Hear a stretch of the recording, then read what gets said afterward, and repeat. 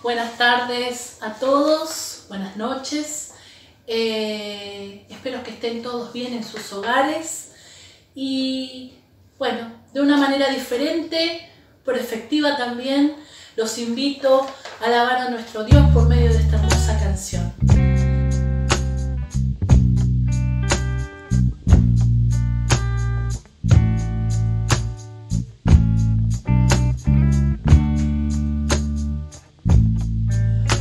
Oh alma cansada y turbada, sin luz en la senda andarás. Al Salvador mira y vive, del mundo la luz es su faz. Fija tus ojos en Cristo, tan lleno de gracia y amor, y lo terrenal sin valor será a la luz del glorioso Jesús.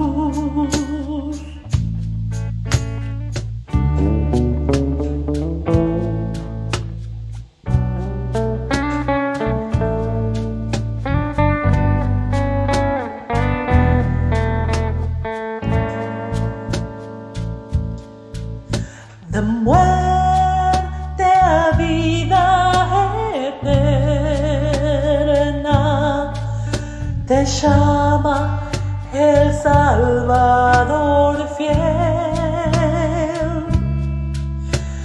Fija tus ojos en Cristo, tan lleno de gracia y amor, y lo terrenal sin valor será a la luz del glorioso Jesús, y lo terrenal sin valor será a la luz del glorioso Jesús.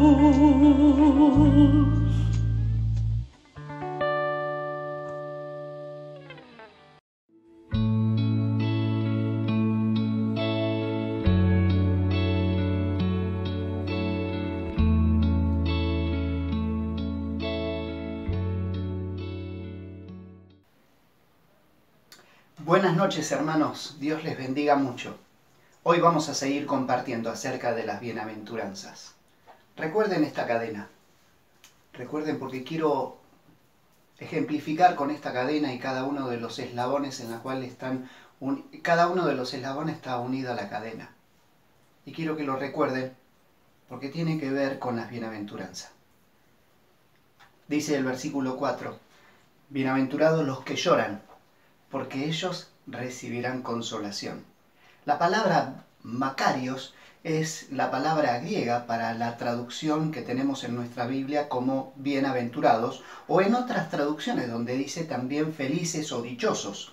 Ahora, no son sentimientos, no son emociones, es un juicio objetivo de cómo Dios nos ve a cada uno de nosotros.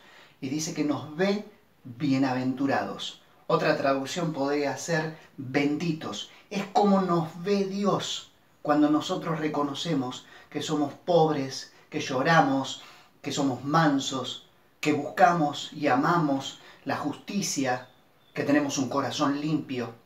Y a propósito de eso, ¿recuerda lo de la cadena? Muy bien.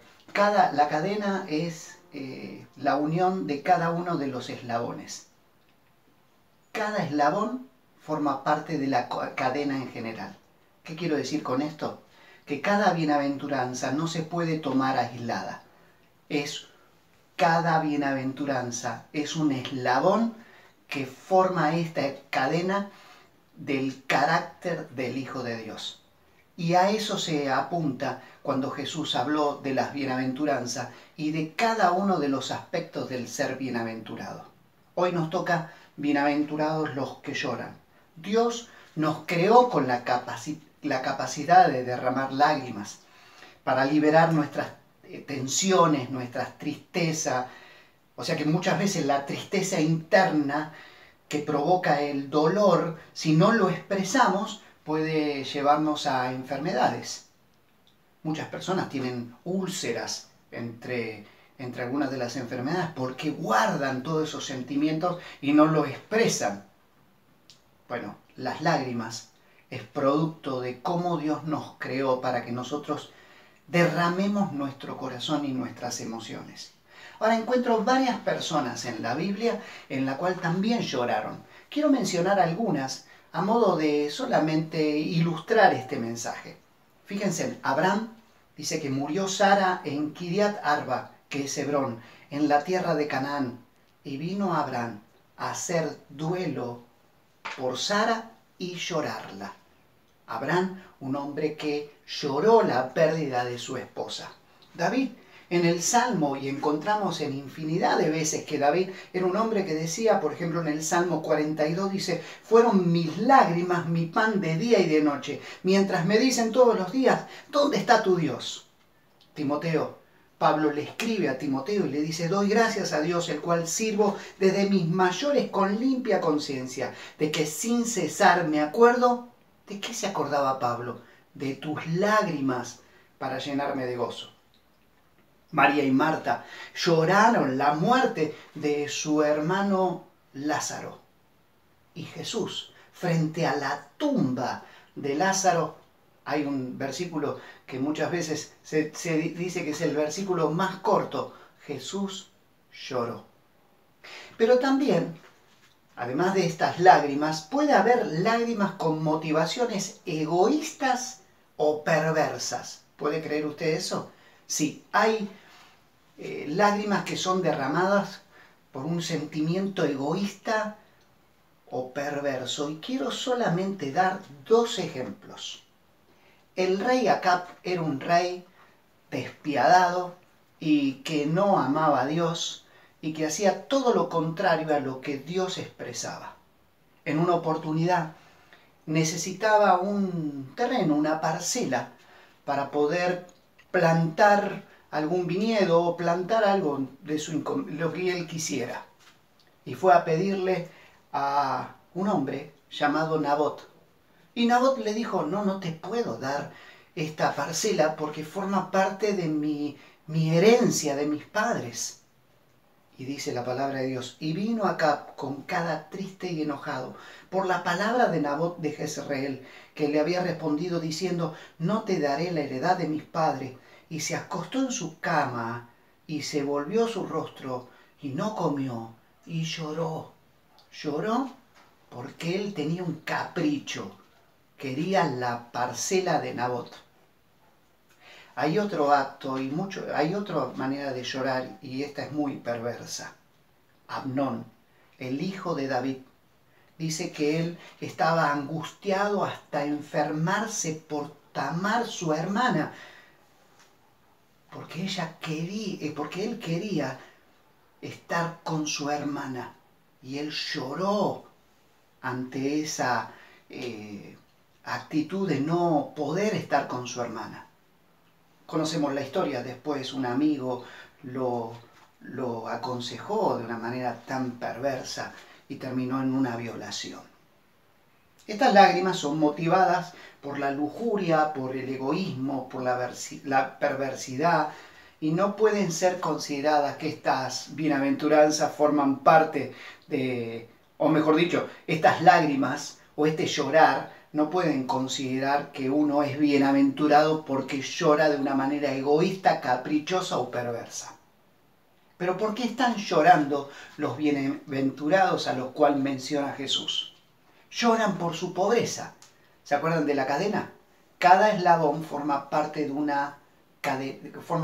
esta cadena. Ahora, fíjense bien. Bienaventurados los pobres en espíritu, porque de ellos es el reino de los cielos. Bienaventurados son cuando reconocemos nuestra pobreza de no poder acercarnos a Dios. Y esta pobreza nos lleva a llorar. Porque es imposible que nosotros, por nuestros propios esfuerzos, podamos acercarnos a Dios.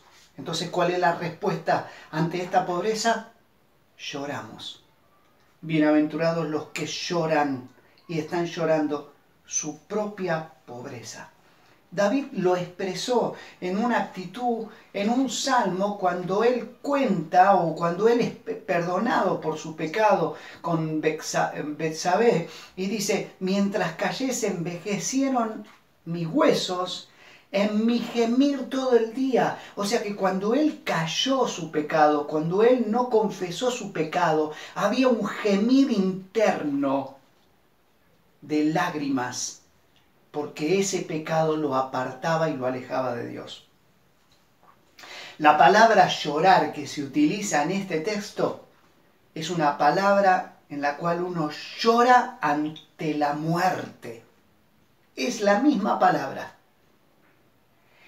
La versión Septuaginta es la versión del Antiguo Testamento escrita en el idioma griego. Y en la Septuaginta, es la palabra llorar que utilizó Jacob cuando lloraba porque José, según las declaraciones de los hijos de Jacob, había muerto. Lloraba el dolor de que le arrancaron un hijo. Esta es la palabra que se utiliza aquí, bienaventurados los que lloran.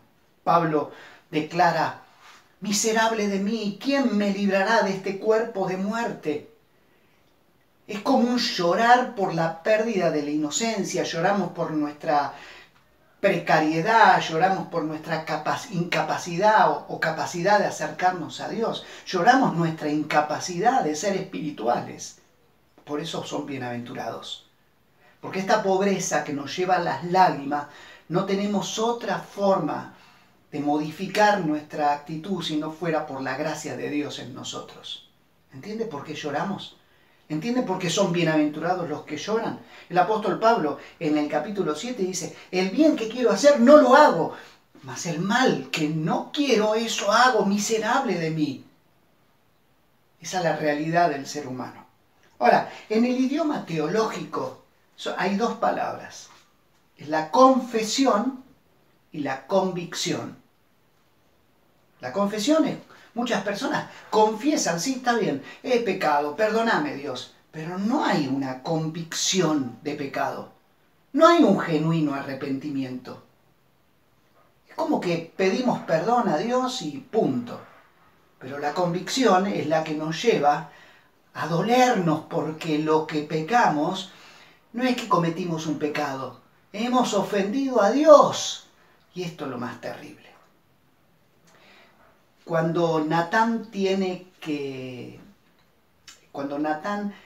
le habla a David acerca del pecado cometido y lo confronta, el dato que da Natán es muy interesante, porque le dice a David: Dios dice, tú, David, me has menospreciado. Y eso es lo que tiene que provocar en nosotros la convicción de pecado que nos lleve a las lágrimas. Porque nosotros con nuestros actos menospreciamos a Dios. Bienaventurados los que lloran, porque recibirán consolación. La gracia de Dios está a nuestro alcance. Dios nos ve como bienaventurados porque cuando reconocemos nuestra pobreza, dejando de lado el orgullo, la altivez, lloramos como consecuencia de ese deshonrar a Dios, de ese menospreciar a Dios. Y frente a esto, yo puedo recibir el consuelo que viene solamente de Dios. Esto no es gratis, bajo ningún punto de vista es gratis el consuelo de parte de Dios. El acercarnos a Dios, el que la gracia de Dios haya acercado hacia mí. Esto no es gratis. Miren, hay un teólogo alemán llamado Dietrich Bonhoeffer en el cual él desde un campo de concentración nazi escribió varios libros y varias cartas dando ayuda y consuelo dentro del mismo pabellón o dentro del campo de concentración. Y una de sus frases muy conocidas: no es gracia barata. Y es real, no es gracia barata. Fue una gracia que le costó la vida al Señor Jesús, el derramar su sangre por cada uno de nosotros para acercarnos a Él. Voy a citar nuevamente el mismo pasaje que cité la semana pasada, Isaías 61. Dice, el Espíritu del Señor está sobre mí. Y fue el pasaje que leyó Jesús cuando inició su ministerio. El Espíritu del Señor está sobre mí, porque me ha ungido el Señor para traer buenas nuevas a los afligidos. Me ha enviado a vendar a los quebrantados de corazón, para proclamar libertad a los cautivos, liberación de los presos, para proclamar el año favorable del Señor y el día de venganza de nuestro Dios, para consolar a todos los que lloran, para conceder que a los que lloran en Sión se les va a dar un adorno en vez de ceniza, aceite de alegría en vez de luto, manto de alabanza en vez de espíritu abatido, para que sean llamados robles de justicia, plantío del Señor, para que Él sea glorificado. Él nos da el consuelo para que nosotros podamos cambiar nuestra vestimenta de ceniza a un adorno de luto, a una fiesta. Bienaventurados los que lloran, porque ellos reciben consolación. Hoy es un día para vos en la cual podés darte cuenta y entender lo que significa el pecado. El pecado nos ha separado de Dios. El pecado no podemos tener ningún tipo de acercamiento a Dios por el pecado.